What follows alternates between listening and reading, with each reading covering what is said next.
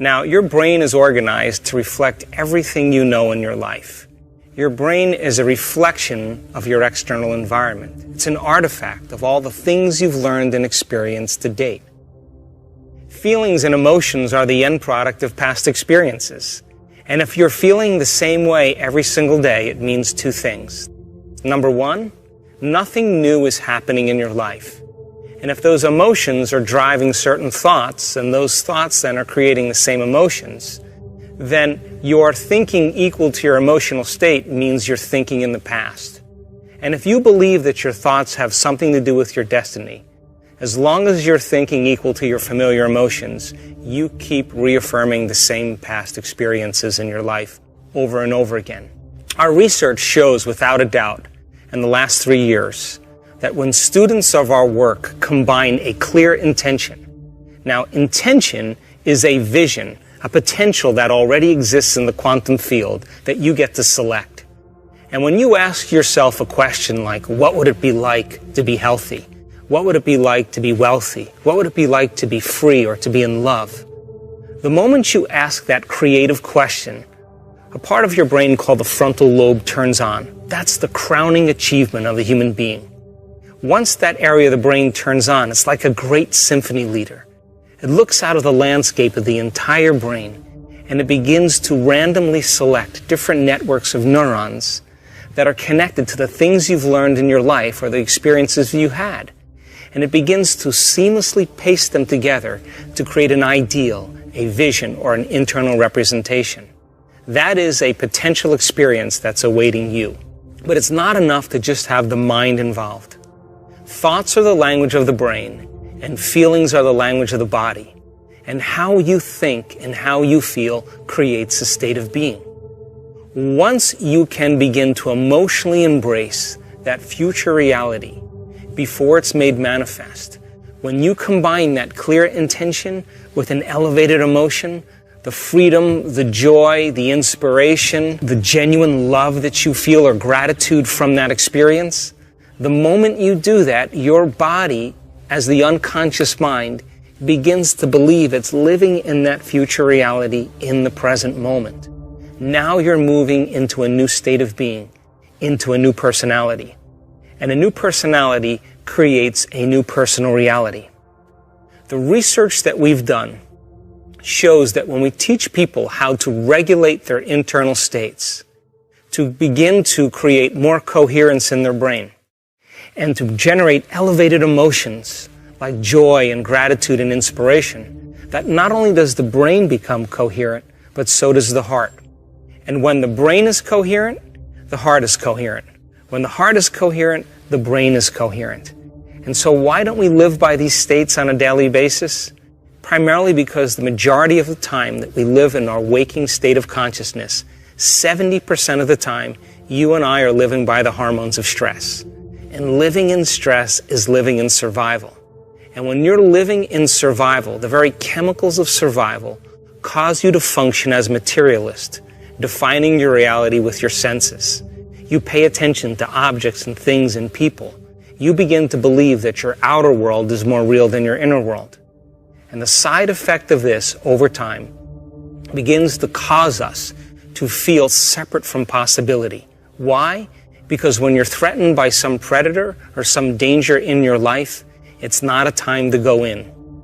It's not a time to trust the unknown. It's not a time to open your heart and feel love. It's not a time to communicate. It's not a time to create. It's not a time to learn. It's a time to survive. So then, in order for us to create then, we have to lay down the very thing we used our whole life to get what we want for something greater to occur. And most importantly, we want you to understand when you're in the creative state and when you're not. And if you were to take a little time every day and apply some of the principles in changing beliefs and perceptions about yourself and your life, and what is a belief other than a thought you keep thinking over and over again? And all beliefs are based on past experiences. And in order for you to change a belief or perception about yourself and your life, you have to make a decision with such firm intention that the amplitude of that decision carries a level of energy that's greater than the hardwired programs in your brain and the emotional conditioning in your body, and your body literally has to respond to a new mind. And when the choice becomes an experience that you never forget, that's the moment the past biologically no longer exists in you. And people around the world are changing beliefs and perceptions that are based on past experiences from 30 and 40 and 50 years ago. And the side effect is that they're creating new lives. All potentials in the quantum field exist in the present moment. So that when you sit down to create something in your future, it's important for you to understand that only when you're in the present moment do you have access to possibility. Once you understand what it's like to be in the present moment, change your energy. And when you change your energy to match a potential that already exists in the quantum field electromagnetically, when your energy matches that experience energetically, that's when reality is drawn to you. That's when the new experience begins to find you.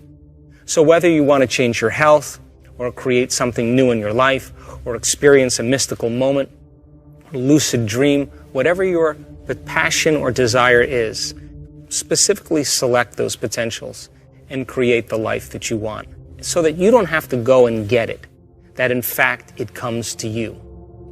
So think about this. Most people wake up in the morning, and the first thing they do is they get in touch with the feeling that defines them.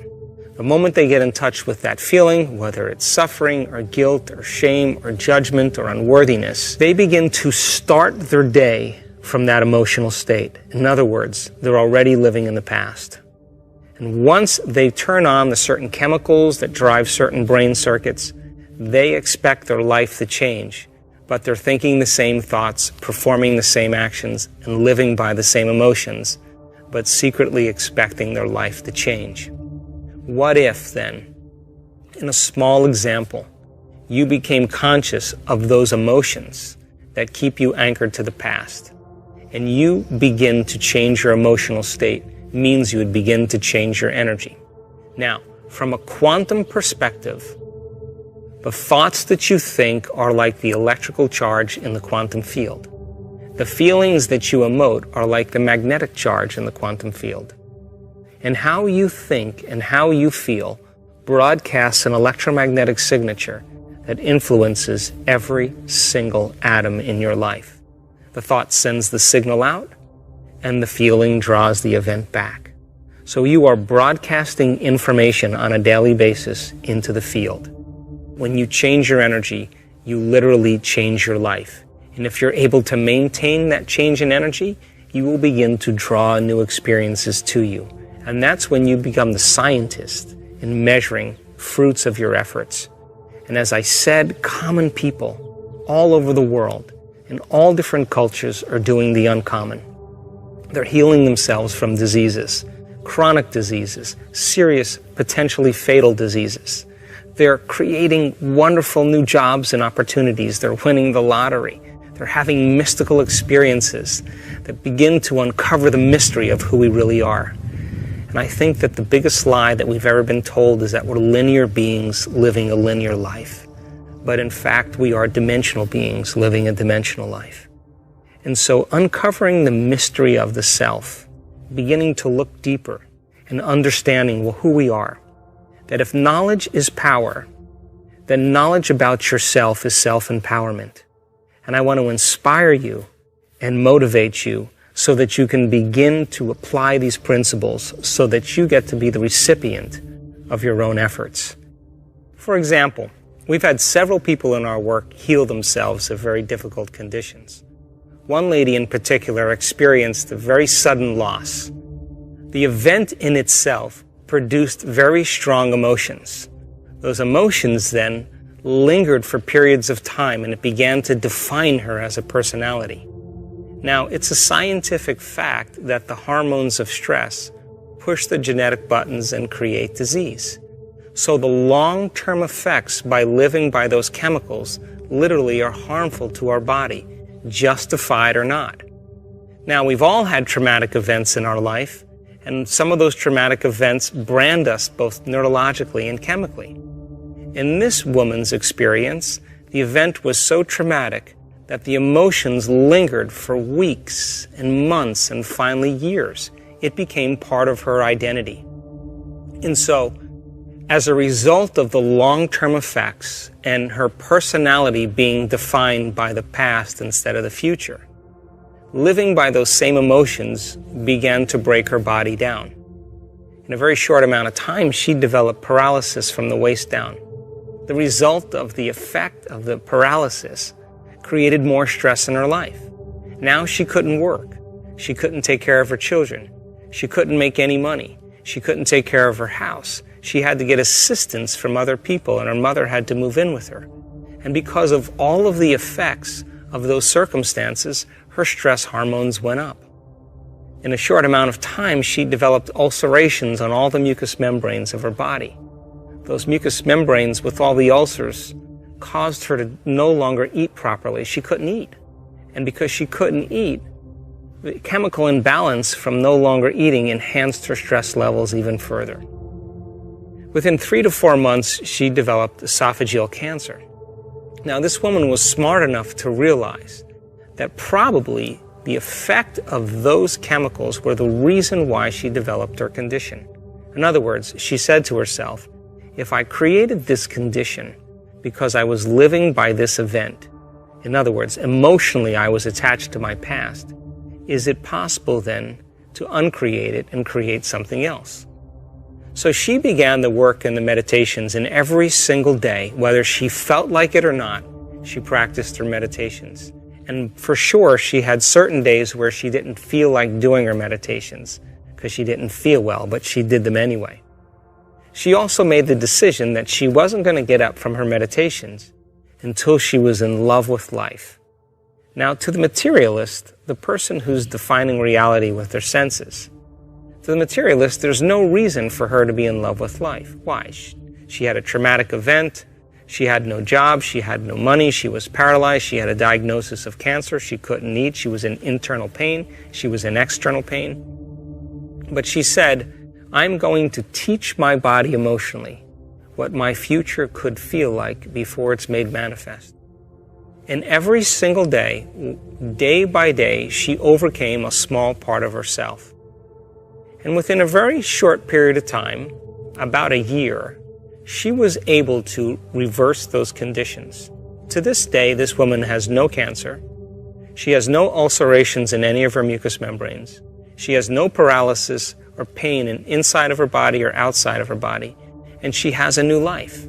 So new personality creates a new personal reality. The disease exists in the old personality. She's literally become someone else. Now, if you talk to this woman about that experience, she'll tell you that experience was her greatest teacher. Most of us, though, when we can't overcome an experience, when someone says to us, why are we this way? We typically say, we are this way because of some event that's happened to us in the past, which means I haven't been able to change since that event. That event altered me emotionally. But once we understand that we can be defined by a vision of the future, instead of the neurocircuitry and chemicals and emotions of the past, this is when we change our personality and we create a new personal reality. The most valuable commodity I know of is information. Wouldn't you agree?